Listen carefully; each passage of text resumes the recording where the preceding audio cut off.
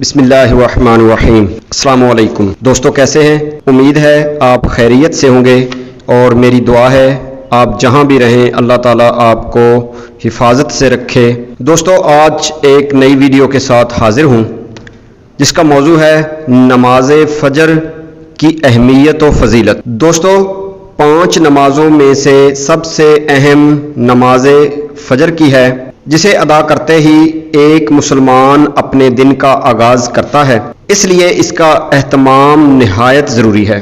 اس کی فضیلت اس لیے بھی زیادہ ہے کہ کمزور ایمان والا شخص اس کی طاقت نہیں رکھتا، بلکہ منافقین پر تو اس کی ادائیگی بے حد مشکل ہے، جیسا کہ ہمارے پیارے آقا صلی اللہ تعالیٰ علیہ وآلہ وسلم نے ارشاد فرمایا، عشاء اور فجر کی نماز منافقین پر سب سے زیادہ باری ہوتی ہے، اور فجر کی بعد جماعت نماز ایک مسلمان کی صداقت اور اس کا ایمان پرکھنے کی کسوٹی۔ حضرت عبداللہ بن عمر رضی اللہ تعالیٰ عنہ فرماتے ہیں، ہم اگر فجر اور عشاء کی نماز میں کسی آدمی کو نہ پاتے تو اس کے بارے میں اچھا گمان نہیں رکھتے۔ اس کی وجہ یہ بھی ہے کہ دوسری نمازوں کے اوقات میں آدمی بیدار ہوتا ہے، اس لیے دیگر نمازوں کا پڑھنا دشوار نہیں ہوتا، لیکن فجر اور عشاء کی بعد جماعت نماز کا اہتمام صرف مومن ہی کرتا ہے۔ تو دوستو، مزید بات کرنے سے پہلے ٹرو پرلز چینل کو سبسکرائب کریں اور ہماری دعا کا حصہ بننے کے لیے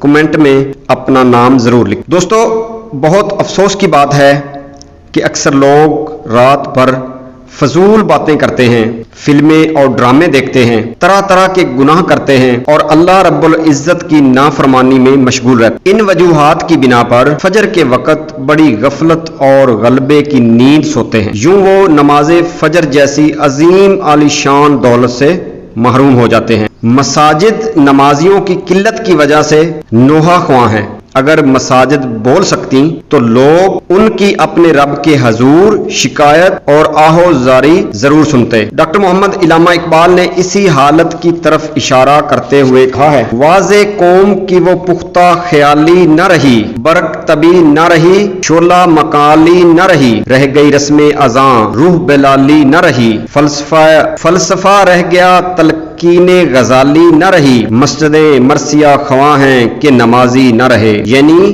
وہ صاحب اوصاف حجازی نہ رہے۔ شریعت اسلامیہ میں فجر سے مراد وہ نماز ہے جس سے مسلمان اپنے دن کی ابتدا کرتا ہے اور اس کا وقت دوسری فجر یعنی صبح صادق کے طلوع ہونے سے شروع ہوتا ہے۔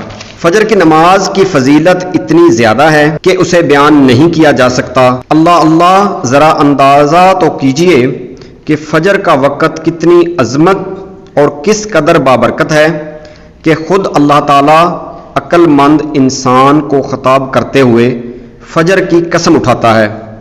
ارشاد باری تعالیٰ ہے، قسم ہے فجر کی اور 10 راتوں کی اور جفت اور طاق اور رات کی جب وہ چلنے لگے، یقیناً ان میں عقل مند کے لیے بڑی قسم ہے۔ پس جس کی عقل اسے نماز فجر کے ضائع ہونے سے نہیں روکتی، اللہ رب العزت کے فرمان کی روح سے وہ عقل والوں میں شمار نہیں۔ فجر اور مغرب کا وقت ایسا ہوتا ہے جس سے دل میں اطمینان اور خشوع پیدا ہوتا ہے۔ یہ اوقات کائنات کے راز قانون فطرت میں غور و فکر کرنے کی راہ ہموار کرتے ہیں، جس سے انسان میں فہم و فراست کا نور پیدا ہوتا ہے۔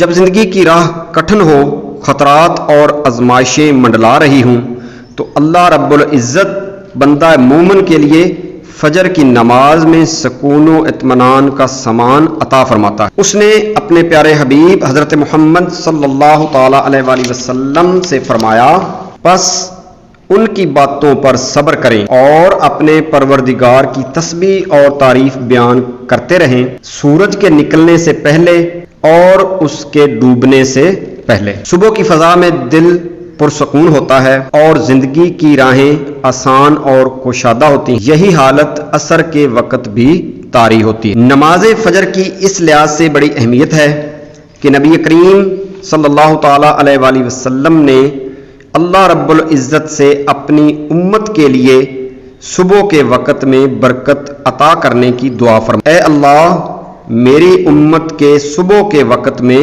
برکت ڈال دے۔ تو دوستو، اس دعا کے نتیجے میں جو شخص اپنے دن کا آغاز نماز فجر سے کرے گا یقیناً اس کے ہر کام میں اللہ کی طرف سے برکت کی قوی امید ہے۔ یہی وجہ ہے کہ نبی کریم صلی اللہ تعالی علیہ وآلہ وسلم کہیں کوئی لشکر روانہ فرماتے تو فجر کے وقت منہ اندھیرے ہی روانہ فرماتے۔ اس حدیث کے راوی سیدنا سخر رضی اللہ تعالی عنہ جو بہت بڑے تاجر تھے وہ ہیں۔ یہ اپنا تجارتی مال دوسرے علاقوں میں بیچتے تو صبح صبح ہی بیچتے۔ ان کے اس عمل کی وجہ سے اللہ تعالیٰ نے ان کی تجارت میں بڑی برکت ڈال دی اور وہ بڑے خوشحال اور مالدار ہو گئے۔ صحیح مسلم میں رسول اللہ صلی اللہ تعالیٰ علیہ وآلہ وسلم کا فرمان ہے، جس نے صبح کی نماز با جماعت ادا کی وہ شخص اللہ کے ذمے یعنی حفاظت میں آ گیا۔ پس تم میں سے کسی سے اللہ تعالیٰ اپنے ذمے کے بارے میں کسی چیز کا مطالبہ نہ کرے، پس جس شخص سے اس نے اپنے ذمے کے بارے میں کوئی مطالبہ کر دیا تو وہ اس کو پکڑ لے گا اور اوندے منہ جہنم میں پھینک دے گا۔ اللہ تعالیٰ کی ذمہ داری میں آ جانے سے مراد اس کی حفاظت و نگرانی اور اس کی رعایت میں آ جانا ہے۔ تم جانتے ہو کہ اس کی حفاظت و نگرانی کیا ہے؟